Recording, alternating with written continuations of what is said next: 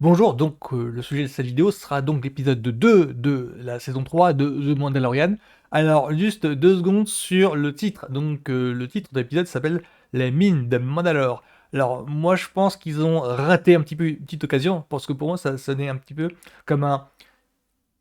Ils auraient pu le titrer un truc dans le genre «Le Mandalorien et les mines de Mandalore». Parce que le titre ça sonne un petit peu comme une espèce de Indiana Jones, le temple maudit. Enfin, vous voyez un petit peu le genre. Rien que ça, le titre aurait pu sonner comme un espèce de comics vieux pulp à la Indiana Jones, dont la série se veut normalement l'héritière. Genre une espèce de clin d'œil à la culture pulp dont Star Wars se veut l'héritier, hein, avec Flash Gordon. Voilà, je vous rappelle ça en 2 minutes. Avant de dire ce que j'en ai pensé, il y a juste un petit détail que je veux mettre en valeur, c'est juste parler de la réalisatrice qui, là, c'est son premier segment.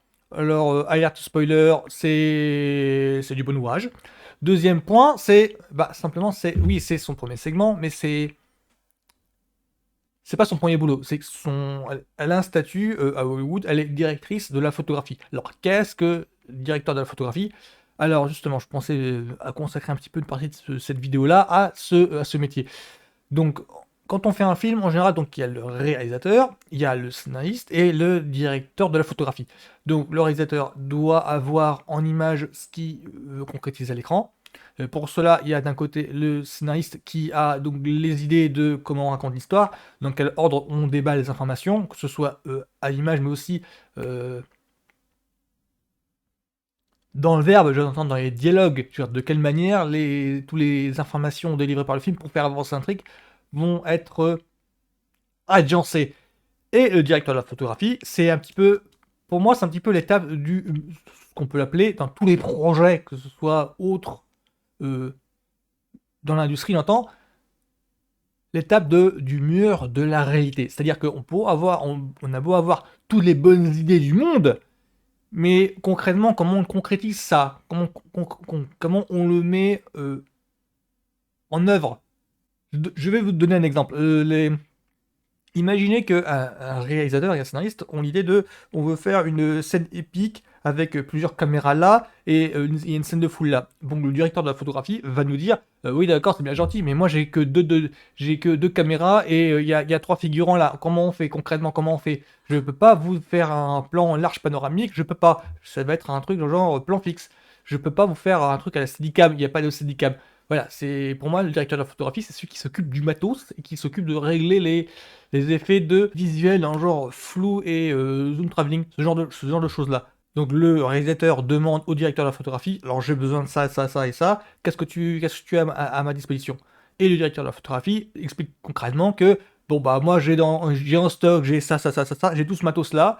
Le réalisateur lui explique qu'est-ce qu'il veut comme effet, et le directeur de la photographie lui explique comment on peut avoir cet effet avec le matos qu'ils ont en stock. La Rachel Morrison, si en tant que réalisatrice, bah, c'est la première fois que je vois son boulot. Par contre, dans la direction de la photographie, j'ai pu constater c'est qu'elle a travaillé avec Ryan Coogler, c'est le réalisateur du Creed 1 et de Black Panther. C'est elle qui a fait la direction de la photographie de Black Panther numéro 1. Alors, elle a aussi travaillé sur, alors, si je n'écorche pas son, si je n'écorche pas le nom, enfin le titre, c'est Fruitvale Station. C'est le premier film de Ryan Coogler, il me semble.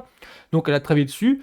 Donc là, l'air de rien, j'ai l'impression qu'elle a une promotion en fait. Il y a un petit côté, tu as fait du bon boulot de direction de photographie. Je crois qu'elle a même été nominée aux Oscars, il me semble. Donc là, tu accèdes à un poste de réalisatrice sur une tête de gondole de la franchise Star Wars, Le Mandalorian. Que l'air de rien, en fait, elle fait un meilleur taf en réalisatrice que pas mal de personnes dans cette même franchise. Je pense à Robert Rodriguez, qui pour son Book of Boba Fett, c'était lui qui était un petit peu le maillon faible des réalisateurs. Je ne veux pas faire de polémique, The Book of Boba Fett est inégal à cause de lui, hein. Et bon bah voilà, et donc c'est sa première fois en fait qu'elle arrive dans la franchise Star Wars. Il me semble pas qu'elle ait fait Book of Boba Fett et qu'elle ait fait Obi-Wan Kenobi. En tout cas pour le Mandalorian, c'est sa première fois. Et ben ma foi, c'est première fois, premier coup d'essai, je dirais premier coup de maître, dans le sens où c'est un très très bon enseignement. Alors, les fans vont encore gueuler parce que non mais il se passe rien, on se fait chier, on se fait yesh. Mon avis, c'est que cet épisode-ci est un épisode d'exploration.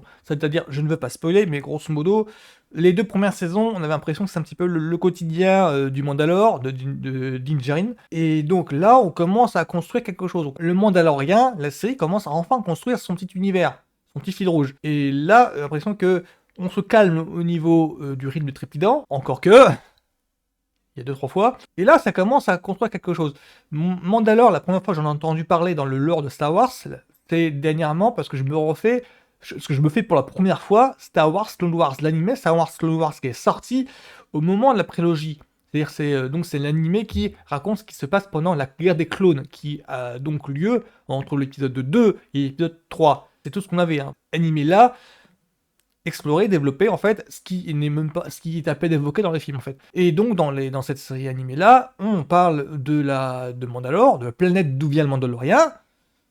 Enfin, et dans la série, là, on nous montre certains endroits qui font donc partie du lore, du canon de Star Wars. Donc ma première hypothèse à ce sujet-là, c'est que, donc, vu les lieux qu'on visite là dans la série, ça pourrait paraître incohérent vu ce qui se passe dans Clone Wars.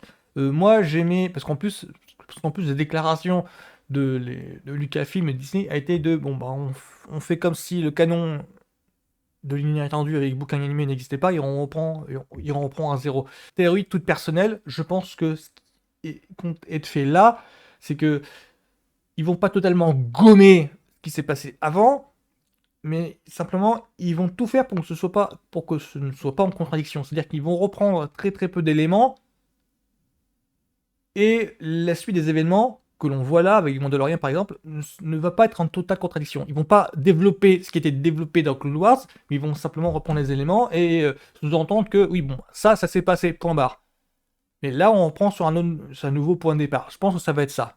Sinon, ça fâcherait trop de monde. C'est pas comme si c'était gommé d'un coup. Non, ils vont prendre en compte ça dans le sens où, c'est-à-dire qu'ils vont faire en sorte que oui, c'est arrivé, mais on va parler d'autre chose. Ouais, c'est tout. Parce que je crois que l'intérêt de cet épisode-ci, c'était justement sa photographie, en fait. Oui, parce que les fans vont gueuler, parce que, oui, ben, il se passe rien, il se passe rien. Oui, mais c'est justement ça le souci, c'est que là, ça introduit un lieu, ça explore un lieu, que de penser à des jeux vidéo par moment, où justement, on doit prendre son temps pour évaluer le lieu. Là, sans trop spoiler, justement, c'est les mines, donc du coup, ça, c'est tout dans la pénombre.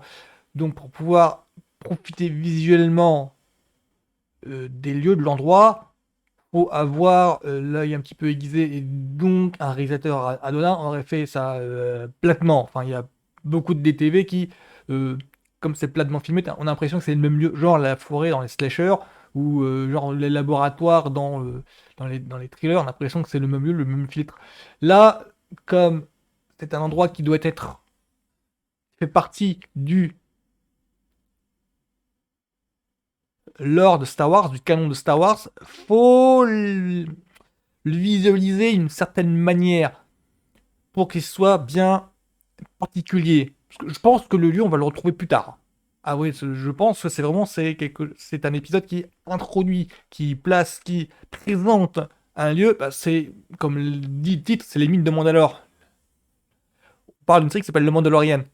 Donc forcément, ce lieu-là, pas dans le mythe, mais dans l'univers Star Wars, il y a quelque chose de particulier.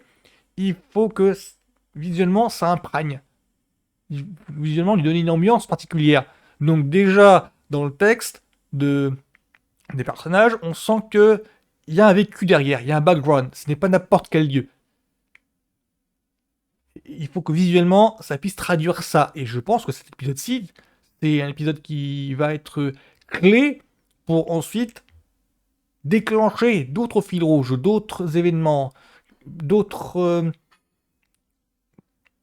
d'autres espèces, races, enfin, je parle des monstres parce que ça me faisait penser, parce que régulièrement, l'épisode en question, ça me faisait un petit peu penser justement, dans les grottes, il y a des créatures. Donc, je veux pas spoiler, mais grosso modo, c'est un petit peu ça, cette culture pulp là, Tales from the Crypt. Et donc, ça me faisait penser à ça, sans vouloir spoiler, suivant les scènes, les plans, voilà, ça m'évoquait ça, parce que j'ai une culture un petit peu film d'horreur, on va dire. Épisode 6, je pense que ça devrait être un épisode clé dans cette conception-là. C'est-à-dire que plus tard, on va entendre parler encore des mines de Mandalore, et donc du coup, ça va nous ramener, ah oui, c'est l'épisode 2 de la saison 3. C'est ça que je pense. C'est que ça n'a rien à voir avec Oui, un temps faible, au contraire, je pense qu'un épisode marquant, un épisode clé. Un petit peu comme beaucoup de séries de science-fiction fantastique, où il y a des tonnes de révélations, où il n'y a pas d'action du tout, et uniquement dans les dialogues et dans ce qui est montré. C'est une pierre angulaire dans la mythologie de la série, dans l'univers de la série, parce que les scènes d'action sont conditionnées par les éléments décrits, dépeints dans ces épisodes de révélation, justement. Je pense que cet épisode 2-là, je pense que ça a cette fonction-là dans la saison et dans la série. Voilà. Donc moi, j'avais bien aimé cet épisode-ci, en fait, qui est un épisode d'exploration, qui est un épisode, alors sans spoiler, il y a beaucoup de choses qui... ça m'a fait penser aux jeux vidéo, souvent, où on prend du temps pour explorer un petit peu chaque recoin, pour essayer de déceler chaque pièce, chaque élément. Donc chaque élément pourrait conduire à un rebondissement futur. Moi, ça m'a fait vraiment penser au vieux Pulp à la Indiana Jones ou au roi Salomon, enfin des vieux serials, en fait, des vieux trucs. On voit des expéditions qui prennent leur temps pour épier, en fait, essayer de voir quels éléments se cachent dans la pénombre. C'est un petit peu ce genre de truc. Donc pour moi, les mines de Mandalore, c'est un petit peu ça, ça mettait en valeur un élément, un endroit qui leur compte beaucoup dans le lore de Star Wars, je crois que ça se dit comme ça, le lore, en tout cas le canon de Star Wars. Voilà, c'est tout ce que j'ai à dire. Mais pour le moment, le Mandalorian, ça me rassure pas mal, dans le sens où ça commence enfin à prendre forme. Là, c'est en gestation. C'est ma première hypothèse sur le Mandalorian. C'est-à-dire que cette saison 3 devrait être un moment un petit peu charnière par rapport aux autres séries à venir. Ça devait l'être au moment du deuxième saison, et finalement, je crois que ça prend forme au moment de cette saison 3. Donc, Mandalorian, là, les mythes de Mandalore, bah, c'est pas mal, c'est vraiment pas mal. C'est en légèrement ça par rapport à l'intensité des scènes d'action au niveau trépidant, parce que l'épisode dure un peu plus longtemps que l'épisode précédent en plus. Mais là, c'est un petit peu. Ah, pour moi, il m'a semblé un petit peu plus intense que l'épisode d'avant. Donc, moi, c'est encore du tout bon, je suis en pleinement satisfait. Donc, le Mandalorian, les mines de Mandalore. Bon week-end à tout le monde. Ciao.